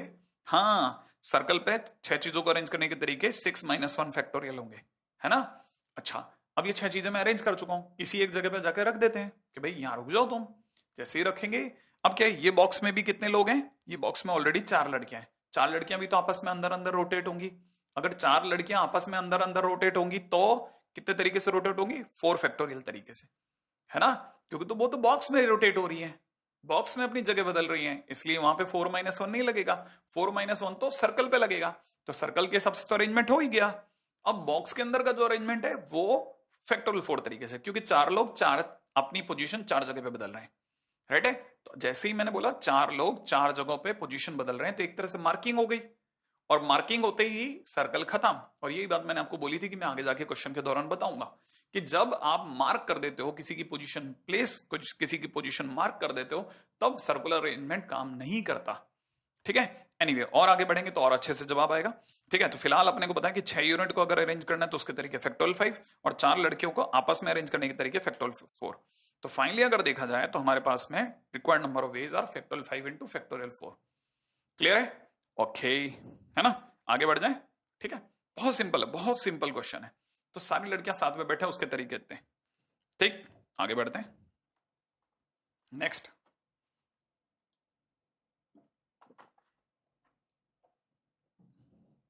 अच्छा देखो अगला क्वेश्चन। सारी लड़कियां कहती हैं हम साथ नहीं बैठेंगे, all the girls are not together. क्या किया जाए? तो मैं सोच रहा हूं कि इसके लिए क्या करते हैं ना, जो अपने पास में टोटल अरेंजमेंट थे ना, फैक्टोरियल 9 माइनस 1 मतलब फैक्टोरियल 8, ठीक है, उसमें से वो रास्ते हटा देते हैं जिनमें सारी लड़कियां साथ में आई थी। और सारी लड़कियां कब साथ आई थी? पिछले क्वेश्चन में। हाँ, पिछले क्वेश्चन में आंसर क्या था? Factorial 5 into factorial 4। अरे पिछले क्वेश्चन का आंसर ये था ना, जब सारी लड़कियां साथ में थी, है ना? जब सारी लड़कियां साथ थी तो फैक्टोरियल 5 इंटू फैक्टोरियल 4। अच्छा, तो हमारे को अब क्या चाहिए? हमारे को चाहिए कि सारी लड़कियां साथ नहीं आए, तो रिक्वायर्ड नंबर ऑफ वेज क्या हो गए? टोटल नंबर ऑफ वेज में से, टोटल नंबर ऑफ वेज में से वो सारे वेज घटा देते हैं जिनमें लड़कियां साथ में आ रही हो। अच्छा, टोटल नंबर ऑफ वेज बोले तो 9 माइनस 1 फैक्टोरियल, और जब लड़कियां साथ आ रही हैं तो कितना? Factorial 5 into factorial 4। तो कहना मतलब हमारे पास फाइनली आंसर हो जाएगा factorial 8 minus factorial 5 into factorial 4। That's it. क्या मस्त सी चीज है। बहुत सिंपल क्वेश्चन होते हैं, बहुत सिंपल, लिटरली बहुत सिंपल होते हैं। पीएनसी के कई क्वेश्चन तो बहुत आसान होते हैं। अच्छा, अब किसी ने कहा, अब देखो क्वेश्चन में किसी ने कहा, अगला क्वेश्चन, कि no two girls are together, कोई दो लड़कियां साथ में नहीं आनी चाहिए। एक तरह से देखा जाए तो अगर गर्ल, कोई भी दो लड़कियां साथ में नहीं आनी चाहिए, इसको सुनते ही हमारे दिमाग में आएगा गैप मेथड। क्या मेथड आएगा? Gap method. अब गैप मेथड कैसे करते हैं? गैप मेथड में लड़कियों को साथ नहीं रखना, तो पहले एक काम करते हैं, लड़कों को बैठा देते हैं। सही है, पहले लड़कों को बैठा देते। लड़के कितने हैं? 5। 5 लड़कों को बैठाने का तरीका, पहले सर्कल में बैठेंगे भाई, है ना? तो लड़के कहां बैठेंगे? सर्कल पर। तो अगर भाई द वे ये अपने पास में ये पोजीशन है, पहले लड़कों को बैठा रहे हैं सर्कल पर, ठीक है, सर्कल पे लड़कों को बैठा रहे हैं, तो लड़कों को बैठाने के तरीके फैक्टोरियल 5 माइनस 1 फैक्टोरियल, बॉयज बैठ गए, पहले लड़कों को बैठा दिया। अब लड़कों के बीच में गैप गिनो भाई, उनमें तो गैप में तो लड़कियां बैठेंगे, अगर गैप में लड़कियां बैठेंगे तो लड़कियां साथ नहीं आएंगी, तो गैप गिनो, 1 2 3 4 5। इसका मतलब गैप कितने हुए? 5। हाँ, गैप कितने हुए? 5। अब यहां पे दिमाग रखना, सर्कल पर जितने जितने पहली पोजीशन में बैठे हुए लोग होते हैं उतने ही गैप होते हैं। जबकि लीनियर में क्या होता था कि जैसे लीनियर में 4 लोग बैठते थे तो 5 गैप होते थे। अब सर्कल में अगर 4 लोग बैठेंगे तो 4 ही गैप होंगे। ठीक है ना? ध्यान रख लेना, ये छोटी छोटी बातें। नोट डाउन, ऑडियो ऑन है ना, मैं बार बार बोलता हूं, ऑडियो बहुत काम का है। तो देखो हमने क्या किया, पहले बॉयज को बैठाया, ये बॉयज बैठ गए। अब बॉयज के बीच में गैप आए 5, फिर 5 में से 4 गैप चुने, 4 गैप में 4 लड़कियों को बैठाने के तरीके फैक्टोरियल 4। हमने क्योंकि 4 गैप में 4 लड़कियों को बैठाया, सर्कल पे नहीं बैठाया, जहां भी 4 गैप थे उनमें 4 लड़कियों को बैठाया, तो हमारे पास टोटल वेज हो जाएंगे ये। ठीक है, तो अब ये चीज को अपन अच्छे से लिख देते हैं, है ना? तो आप यहां पे लिख लेना gap method, gap method. Clear? अच्छा, क्या करा? पहला काम, सबसे पहले बॉयज को अरेंज करा फैक्टोरियल 4 तरीके से, फिर 5 गैप में 4 लड़कियों को ढूंढा, है ना? तो उन्हें अरेंज करने के तरीके, अपन पी में नहीं खेल रहे, 5C4, 5 में से 4 गैप ढूंढे, सर्च करे, सिलेक्ट करे, फिर 4 गैप में 4 लड़कियों को बैठाया फैक्टोरियल 4। हालांकि 5P4 यही होता है। ठीक है, तो फाइनली अपने पास में ये आंसर आ गया। किसी ने क्वेश्चन में पूछा है कि 7 अमेरिकन और 7 इंडियन लोगों को एक राउंड टेबल पे बैठाना है। हम चाहते हैं कोई भी इंडियन, कोई भी अमेरिकन लगातार ना बैठे, ये ना क्वेश्चन। तो पहले क्या करें? इंडियंस को बैठा देते हैं। सही है, तो पहला काम किया हमने, है ना? देखो पहले हमने राउंड टेबल पे सबसे पहले इंडियंस को बैठा दिया, Indian, Indian 2, Indian 3, Indian 4, Indian 5, Indian 6, Indian 7 बैठा दो। अगर भाई देखो मुझे 7 इंडियन लोगों को एक राउंड टेबल बैठाना है तो उसके तरीके हो गए 7 माइनस 1 फैक्टोरियल। पहले इंडियन को बैठा दो, बैठ गए। अब इंडियन के बीच में गैप में अपने को कितने को बैठाना है? हमको इंडियन के बीच में गैप में बैठाना है 7 अमेरिकन को, तो गैप गिनते हैं। ठीक है, वैसे मैं आपको बता चुका हूं तरीका, कि मैंने आपको बताया था 7 लोगों के बीच में सर्कल पर 7 ही गैप आएंगे, फिर भी गिना रहा हूं, 1 2 3 4 5 6 7, 7 गैप आए। 7 गैप में 7 अमेरिकन को बैठाने के तरीके 7 फैक्टोरियल, 7 गैप में 7 अमेरिकन को बैठाने के तरीके फैक्टोरियल 7 बैठ गए अमेरिकन। फाइनली फोटो ये वाली आएगी और तरीका ये होगा। बात समझ में आई? पहले इंडियंस को बैठाया, फिर 7 गैप में 7 अमेरिकन को बैठा दिया। That's it. क्लियर? ओके। अच्छा, बहुत सिंपल सिंपल क्वेश्चन है। एक और क्वेश्चन करते हैं। किसी ने क्वेश्चन में पूछा है कितने नेकलेस बनाए जा सकते हैं 18 बीड्स में से 12 बीड्स को चुन करके। 18 बीड्स में से 12 बीड्स को चुन करके कितने नेकलेस बनाए जा सकते हैं? कहानी में नेकलेस है ना? पहले क्या करें, 18 में से 12 चुन लेते हैं। चुन लिए 12, अब हमारे हाथ में 12 है, उन 12 का नेकलेस बनाना है। तो 12 बीड से नेकलेस बनाने के नंबर ऑफ वेज कितने हो गए? 12 माइनस 1 फैक्टोरियल डिवाइड बाई 2। इसका मतलब ये कि आंसर हो जाएगा 18C12 या 18C6 भी कह सकते हैं, और यहाँ पे 11 फैक्टोरियल डिवाइड बाई 2। ठीक है, आप जो मर्जी है वैसा समझ लें। याद रखना कि हम इसमें से पहले आर चीजों को चुन रहे हैं, और क्योंकि नेकलेस में एंटी क्लॉकवाइज और क्लॉकवाइज सेम होता है, इसलिए डिवाइड बाई 2 करेंगे। तो हमारे लिए फाइनली आंसर हो जाएगा 1/2 एनसीआर इनटू में आर माइनस 1। पहले अपन 18 में से 12 चुनेंगे और फिर 12 को अरेंज करने के तरीके। 18 बीड्स में से 12, पहले 12 सिलेक्ट करें, ठीक है, फिर अरेंज करें, फिर है ना नेकलेस में अरेंज। उम्मीद है ये बहुत छोटी छोटी बात आपको पकड़ में आ रही होगी कि कैसे हुआ। अगला क्वेश्चन कहता है find the number of ways in which 5 boys and 5 girls can be seated on a circle alternatively, जब एक पार्टिकुलर बॉय 1 और गर्ल 1 एक दूसरे के साथ बैठना नहीं चाहते हो। ठीक है ना? अगर बाय द वे बॉय 1 और गर्ल 1 एक दूसरे के साथ नहीं बैठना चाहते तो एक काम करते हैं कि पहले बॉयज को बैठा रहे हैं। पहले बॉयज को बैठा रहा हूं, सुनना क्यों। पहले बॉयज को बैठाया सर्कल पे, बॉय 1, बॉय 2, बॉय 3, बॉय 4 और बॉय 5। प्लानिंग से चलो आप, तो 5 लड़कों को बैठाने के तरीके 4 फैक्टोरियल, 5 लड़के बैठ गए 4 फैक्टोरियल तरीके से बैठ गए। अब बॉय 1 के पास गर्ल 1 नहीं बैठना चाहती, ठीक है, दोनों एक दूसरे के खून के प्यासे हैं। क्लियर है? यहाँ की हिंसात्मक बातें नहीं, लेकिन सामने वाले ने कह दिया है कि मैं इसका मुंह तोड़ दूंगा वगैरह वगैरह टाइप की, लेकिन हमने बहुत समझाया कि नहीं, हिंसात्मक बातें नहीं करनी हमें, ठीक है। लेकिन फिर भी अब बात ये ठहरी है कि वो साथ नहीं बैठना चाहते, खत्म। तो क्या करेंगे? देखो तरीका ये है कि बॉय 1 गर्ल 1 को साथ नहीं बैठना चाहता, तो एक काम करते हैं, गर्ल 1 के लिए ये जगह और ये जगह कैंसिल हो गई। इसका मतलब गर्ल 1 अगर कहीं बैठ सकती है तो ये और ये 3 में से किसी एक जगह बैठ सकती है। तो इसका मतलब ये कि पहले बॉयज को बैठाया, अब 3 जगहों में से कोई एक जगह चुनी लड़की गर्ल 1 के लिए, उससे बैठाने का तरीका एक चुनो और वहां बैठा दो। तो फिर 3 प्लेसेस में से एक सर्च करा, ठीक है, और उस पर बैठा दिया, खत्म। गर्ल बैठ गई, गर्ल 1 बैठ गई, अब बॉय 1 और गर्ल 1 दूर दूर है और बाकी लोगों को अरेंज करते हैं, ठीक है। तो मान लेते हैं गर्ल 1 अपनी यहां बैठी जहां मैंने टिक मार्क छोड़ दिया, ठीक है, और बाकी जगह पे साफ हो गया। ओहो, सर्कल ही उड़ गया, ठीक है। अच्छा, अब बाकी बची हुई रहेगी कितनी लड़कियां? टोटल लड़कियां थी 5, 5 में से एक गर्ल बैठ चुकी है, ठीक है। देखो अब कितने गैप रह गए? 1 2 3 4, 4 गैप में 4 लड़कियों को बैठाने के तरीके 4 फैक्टोरियल, 4 गैप्स 4 गर्ल्स। बस उम्मीद है इतनी सी बात आपको समझा देगी सारी कहानी, ठीक है। पहला काम, गर्ल 1 यहां 2 जगह पे नहीं बैठ सकती, बॉयज को बैठाया, गर्ल 1 यहां पे नहीं बैठ सकती, तो ओवरऑल अरेंजमेंट जो होंगे नंबर ऑफ वेज, पहले फैक्टोरियल 4, बॉयज को बैठाया 3C1, उनमें से जो 3 जगह थी सुरक्षित, उन 3 सुरक्षित जगहों में से एक सुरक्षित जगह चुनी और फिर उसमें गर्ल को बैठा दिया और बाकी बचे 4 प्लेसेस में 4 गर्ल्स को बैठा दिया। ओके, फिलहाल और आगे बढ़ते हैं। यहां तक ये छोटी छोटी छोटी छोटी चीजें जुड़ती जा रही है। उम्मीद है आपको थोड़ा थोड़ा समझ में आ रहा होगा कि अच्छा ये तो बहुत अच्छे प्यारे प्यारे केसेस हैं। हाँ भाई, अब अपने अगले टाइटल की ओर चलते हैं जिसका नाम है selection of non conjugative places on a circle. बहुत सिंपल टाइटल है, थोड़ा याद रखना, ठीक है। एक्चुअल में क्या है कि अगर by the way n points अगर बाय द वे एक लाइन में पड़े हो और उनमें से अगर आर पॉइंट्स इस तरह से चुनने हो कि वो नॉन कॉन्जुगेटिव हैं, तो हम क्या करते हैं, पहले एन में से आर चीजें उठा लेते हैं, नीचे रह जाती है एन माइनस आर। उम्मीद है ऑडियो ऑन है।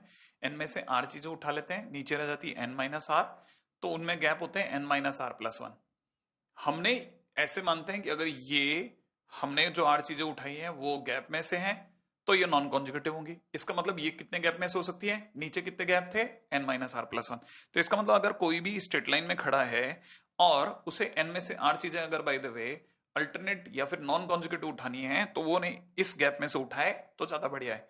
तो कहना मतलब ये कि ये n minus r plus one क्या है, गैप, उसमें से हमने r चीजें उठाई हैं। ये तो तब तो हम कहेंगे कि ये नॉन कॉन्जुगेटिव चीजें हैं, माने नॉन कॉन्जुगेटिव ऑब्जेक्ट्स हैं, आर नॉन कॉन्जुगेटिव ऑब्जेक्ट्स हैं out of n in a straight line. लेकिन यही अगर सर्कुलर में आ जाए तो आपको क्या करना पड़ता है, एंड गैप के दो कम करने पड़ते हैं। जैसे ये स्ट्रेट लाइन है, स्ट्रेट लाइन में अगर बाय द वे दो ऐसे पॉइंट आ जाएं जिसमें गैप एंड पे, एंड पॉइंट्स पर दोनों पॉइंट पड़े, माने दोनों ऑब्जेक्ट्स एंड पॉइंट पे पड़े, हालांकि बीच में कहीं और भी पड़े होंगे, लेकिन अगर बाय द वे मैं इस लाइन को मोड़ करके सर्कल बनाऊंगा तो जैसे ही आपको पता है ये दोनों पॉइंट अगर बाय द वे मुड़ेंगे तो मुड़ करके जैसे ही ये सर्कुलर फॉर्म में आएंगे ये दोनों पॉइंट कॉन्जुगेटिव हो जाएंगे। इसीलिए हम लोग जो एंड के जो दो पॉइंट होते हैं उनके केसेस सर्कुलर के केस में से, सर्कुलर के केस होने पर माइनस कर देते हैं लीनियर वाले केस में से। तो हमने अगर भाई दो इसमें से माइनस किया तो यहां रह जाएगा n minus r minus one, और दो अगर इसमें से माइनस किया तो नीचे हो जाएगा आर माइनस टू। तो ये एक बहुत सिंपल सा फॉर्मूला है, हालांकि बहुत समझाने का तो नहीं लेकिन याद रखने का, कभी कभार इसके क्वेश्चन भी आते हैं, तो इसलिए मैं इसमें ज्यादा समझाने की कोशिश नहीं कर रहा है ना। जैसे किसी ने कहा कि अगर मेरे को नॉन कॉन्जुगेटिव प्लेसेस चाहिए सर्कल पर और एन प्लेसेस एन पॉइंट्स अगर एन एलिमेंट्स अगर बाय द वे सर्कल पे पड़े हैं तो आर एलिमेंट्स इस तरह से लेने हैं कि वो नॉन कॉन्जुगेटिव पोजीशन में आए। तो number of ways in which the non conjugative positions can be chosen on a circle that will be, ये स्ट्रेट लाइन में से आर चीजों को उठाने का तरीका जब वो नॉन कॉन्जुगेटिव आए, और ये उनमें से दो दो केसेस माइनस करने के बाद, राइट है। तो सर्कल के केस में ये फार्मूला यूज करते हैं। क्वेश्चन किस तरह से आ सकता है, इस तरह से। क्वेश्चन में किसी ने कहा है कि ये एक सर्कल है ना, जिसपे 15 पॉइंट है, ये 1 2 3 4 5 6 7 8 9 10 11 12, फिर अपन ले लेते हैं 13, और यहाँ ले लेते हैं 14 और एक 15, ठीक है। अगर मैं इनको मिला करके एक पॉलीगन जैसा कुछ बनाने की कोशिश करता हूं तो मुझे पता है ये कुछ हद तक ऐसा स्ट्रक्चर बनेगा, ठीक है। ये जो स्ट्रक्चर होगा ये 15 गॉन होगा, 15 गॉन मतलब 15 साइड्स वाला एक स्ट्रक्चर होगा, इसलिए क्विन डेकागन कहलाएगा। अब किसी ने हमारे को ये कहा है कि अगर ये क्विन डेकागन में से हम लगातार कोई दो वर्टिसेस लेते हैं, ठीक है ना, कोई दो लगातार वर्टिसेस लेते हैं और अगर मिलाते हैं और ऐसे मिलाते ही चले जाते हैं तो हमारे को कोई 6 पॉइंट चाहिए, उनसे हमारे पास हेक्सागन आ जाएगा, रेगुलर हेक्सागन नहीं, हेक्सागन आ जाएगा। अब हेक्सागन की शर्त यह है कि हेक्सागन में माने हेक्सागन जो ब्लू लाइन से बन रहा है वो और क्विन डेकागन की साइड सेम नहीं होनी चाहिए, लेकिन यहां तो दिख रहा है। अगर मैं दो लगातार वर्टिसेस ले लेता हूं, दो लगातार वर्टिसेस ले लेता हूं तो ब्लू लाइन और व्हाइट लाइन एक दूसरे पे ओवरलैप कर रही है। तो क्या किया जाए, मैं दो लगातार वर्टिसेस नहीं लेता, अगर मैं दो लगातार वर्टिसेस नहीं लूंगा तो क्या होगा, तो ये लाइन यहां ना बनकर यहां बन जाएगी। अब क्या होगा, ब्लू लाइन और व्हाइट लाइन एक दूसरे पे ओवरलैप नहीं करेगी, अगर ओवरलैप नहीं करेगी तो चलेगा। इसका मतलब ओवरलैप कब करी, जब दो कॉन्जुगेटिव पॉइंट आ जाए। कहां पर आ जाए, क्विन डेकागन के अंदर। क्विन डेकागन कहां बनाया हमने, सर्कल पे, माने सर्कल पे हमने क्या किया, 15 पॉइंट लिए, उससे क्या बनाया, क्विन डेकागन। अगर भाई हम दो लगातार पॉइंट को जोड़ते हैं तो हेक्सागन की लाइन और क्विन डेकागन की लाइन एक दूसरे को ओवरलैप कर जाएगी, जो कि क्वेश्चन में मना किया है। तो इसका मतलब ये कि कब ओवरलैप नहीं करेगी, जब मैं दो लगातार पॉइंट नहीं लूंगा। अच्छा, कितने पॉइंट लेने हैं, 6, किसके लिए, हेक्सागन के लिए, कितने में से, 15 में से। इसका मतलब ये कि एक तरह से मेरी सर्च है 15 में से 6 नॉन कॉन्जुगेटिव पॉइंट ढूंढने की। ओके, नॉन कॉन्जुगेटिव पॉइंट चाहिए, वो भी कहां, सर्कल पर। तो तरीका क्या होगा, फार्मूला रहेगा n minus r plus one C r, ठीक है, स्ट्रेट लाइन का, फिर इसमें से दो दो केस कम करने पर n minus r minus one C r minus two. यहाँ पे n कितना है 15, r कितना है 6। तो अगर भाई मैं इसके हिसाब से चलता हूं तो मुझे दिखता है फार्मूला सीधा सा आता हुआ कितना, 15 माइनस 6 प्लस 1 सी 6 माइनस, अब इसमें से भी दो केस कम कर दिए, 15 15 माइनस 6 माइनस 1 सी 6 माइनस 2, भावार्थ ये अपने में कितना बन गया 10c6 माइनस में 8c4। फाइनली हमारे लिए आंसर हो गया, ठीक है। तो अगर बाय द वे हमको क्विन डेकागन से हेक्सागन बनाना है जबकि उसकी साइड साइड पे ओवरलैप ना हो तो टोटल नंबर ऑफ वेज इतने होंगे, राइट है। बहुत अच्छा क्वेश्चन है, हालांकि कम बुक्स में देखने को मिलता है, लेकिन फिर भी अगर मिल जाए तो देखने का तरीका मैंने सिखा दिया। अब इसके बाद अपन बात करते हैं बहुत इंपॉर्टेंट टाइटल, बस लास्ट के कुछ मिनट, नाम है डीअरेंजमेंट। डीअरेंजमेंट का मतलब टोटल डिसअरेंजमेंट, माने सब बिगड़ गया। कैसे, इसका सबसे बेस्ट केस है लेटर और एनवलप। देखो जैसे ये एक लेटर है L1, ये L2, दो लेटर्स हैं, ये उनके कॉरस्पॉन्डिंग एनवलप्स हैं। अगर मैं एनवलप 1 में हालांकि बोला यह गया कि लेटर वन एनवेलप वन में जाना चाहिए और लेटर टू एनवेलप टू में जाना चाहिए, लेकिन अगर गलती से मैं लेटर वन को एनवेलप टू में भेज दूं तो लेटर टू को एनवेलप वन में भेजना पड़ेगा। इसका मतलब क्या हो गया, टोटल खराब हो गया केस, है ना। तो ये कहलाएगा डीअरेंजमेंट ऑफ टू। मैंने जब दो चीजों को डीअरेंज कर दिया, खराब कर दिया, तो ऐसे कितने केस हुआ, एक। ठीक है, अब मैं आपको डीअरेंजमेंट ऑफ थ्री दिखाता हूं। ठीक है, देखो जरा, क्वेश्चन में किसी ने कहा तीन लेटर हैं, उनके तीन डायरेक्टर एनवेलप्स हैं, कितने तरीके से हम लेटर्स को उनके डायरेक्टेड एनवेलप्स में जाने से रोक सकते हैं, माने कितने तरीके से उनको डीअरेंज कर सकते हैं। तो लेटर कितने, तीन। तो एक तरह से किसका क्वेश्चन हो गया, it is a question of derangement of three, right. देखो फिजिकली देखते हैं, ठीक है, ये तीन लेटर और ये तीन एनवेलप। लेटर वन E1 में जाना चाहिए था, ठीक है, ये E2 में जाना चाहिए था, ये E3 में जाना चाहिए था। अब देखो लेटर वन को भेज दिया E2 में, हो गया गड़बड़। लेटर टू को भेज दिया E3 में, फिर गड़बड़। लेटर थ्री को भेज दिया E1 में, तो ये एक केस हो गया। ठीक है, क्या इसके सिवा और कोई केस हो सकता था, देखें जरा। लेटर वन को भेज दिया E2 E3 में, सही है, कहां पे भेज दिया, E3 में, गड़बड़ हो गया। लेटर टू को भेज दिया E1 में, गड़बड़ हो गया। और लेटर थ्री को भेज दिया इसमें। ठीक है, अब देखो जरा, लेटर वन के पास में या तो वो E2 में जा सकता था या वो E3 में जा सकता था, इसके सिवा वो कहीं नहीं जा सकता। इसका मतलब इसके सिवा कोई और केस नहीं बन सकता, तो ये अपने आप में सेकंड केस हो गया। तो कुल मिलाकर के अगर देखा जाए तो ऐसे कितने केस हुए मेरे पास में, कुल मिलाकर के मेरे पास में 2 केसेस हो गए। तो इसका मतलब ये कि D3 माने derangement of 3 is equal to 2 हो गया। और अगर 4 होता तो, हाँ 4 के ऊपर भी बात करते हैं। 4 और 4 से ज्यादा केसेस के लिए इस तरह से देखना थोड़ा मुश्किल रहेगा, तो क्या करते हैं ना, हमारे पास में एक दूसरा तरीका है। 4 लेटर हैं, इनके 4 डायरेक्टेड एनवेलप्स हैं। Find the number of ways they can be placed if none of the letter goes into their own envelopes. अब मैं दूसरे तरीके से दिखाता हूं थियोरेटिकली। देखो, अगर कोई मेरे से बोलता है कि टोटल वेज कितने हैं 4 लेटर को 4 एनवेलप्स में डालने के, तो टोटल वेज या तो चारों राइट जाए, चारों अपने अपने एनवेलप में जाए, एक तरीका, या फिर 3 राइट जाए, एक रॉन्ग जाए। मैं लेकिन बताना चाहता हूं, अगर 3 लेटर अपने अपने एनवेलप में चले गए, 3 लेटर, ठीक है, अपने अपने डायरेक्टेड एनवेलप में चले गए, समझ में आया आपको। अगर ये सही गया, ये सही गया, ये सही गया, तो इसके पास में कोई चॉइस नहीं है, सही जाएगा। इसका मतलब इस तरह का कोई केस नहीं होता। ओके, या फिर क्या हो सकता था, 2 लेटर सही जाएं और 2 रॉन्ग जाएं, ये पॉसिबल है। या फिर एक लेटर सही जाए और 3 रॉन्ग जाएं, है कि नहीं। और या फिर चारों रॉन्ग जाएं, चारों जिस दिन रॉन्ग जाएंगे इसे डीअरेंजमेंट ऑफ 4 कहा जाएगा। अच्छा, मतलब टोटल कबाड़ा, टोटल कबाड़ा, माने आपने एक भी जना सही नहीं किया, एक काम भी सही नहीं किया। अब कैसे होगा जरा देखो, 4 लेटर्स को 4 एनवेलप में डालने के टोटल वेज फैक्टोरियल 4, तो इधर तो लिख देते हैं फैक्टोरियल 4, राइट है। कितना लिख देते हैं, फैक्टोरियल 4। अगर मैं इसको देखा जाए, ठीक है, तो मैंने इसको लिखा फैक्टोरियल 4, समझ में आया आपको।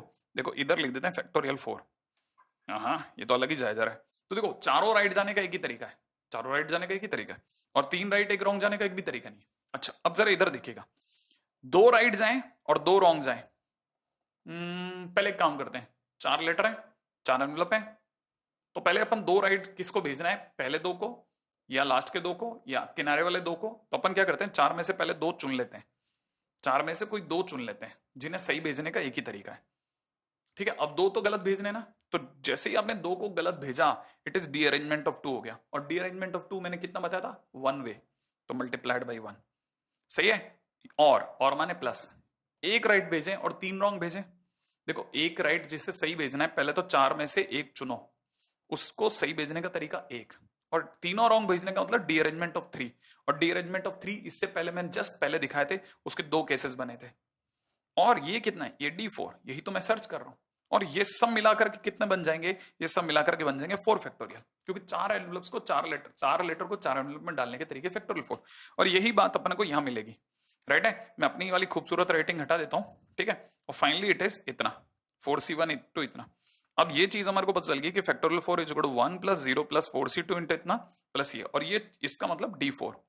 अब एक काम करते हैं, ये अपने आप में हो गया 24, ये हो गया 1, ये हो गया 4C2 माने 6 इंटू 1 बोले तो 6 सिर्फ 6 कर देते हैं, प्लस यहां से 4C1 मैंने 4 इंटू 2 बोले तो 8 कर देते हैं, ठीक है, और प्लस में D4 कर देते हैं। तो D4 की वैल्यू कितनी आ रही है, D4 की वैल्यू आ रही है 15 कम करते ही 9, तो D4 माने 9। हालांकि ये इसका एक तरीका है, लेकिन इस रास्ते से जाना थोड़ा सा मुश्किल रहेगा।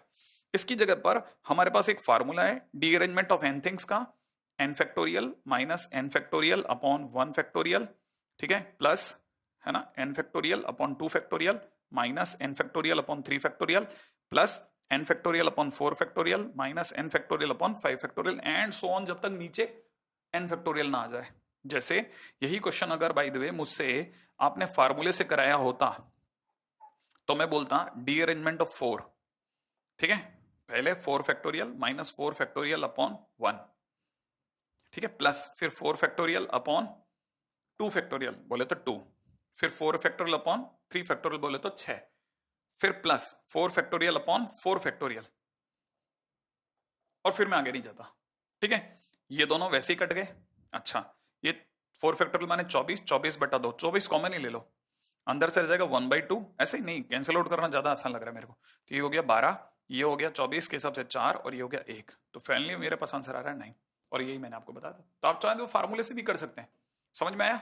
बस अब मेरे को लगता है इससे ज्यादा अपन इस पे बात ना करें, बस आज के दिन पे अपन यही विराम लेते हैं, है ना, उसी खूबसूरत से संदेश के साथ में कि बहुत मेहनत करनी है, माता पिता से खूब सम्मान पाना है। अब अपन 12th में आने वाले हैं, आखिरी चैप्टर की जंग चल रही है, बस अपने को बहुत ज्यादा मेहनत करनी है, ध्यान रखना, बहुत फोकस होकर के काम करना है, अब ज्यादा टाइटली चीजों को समझना है, ठीक है। माता पिता से खूब सम्मान पाए, भाई बहनों से नोक झोंक प्यार व्यार चलता रहता है, ठीक है, हिंसा से दूर रहना है, मास्क अवश्य पहने,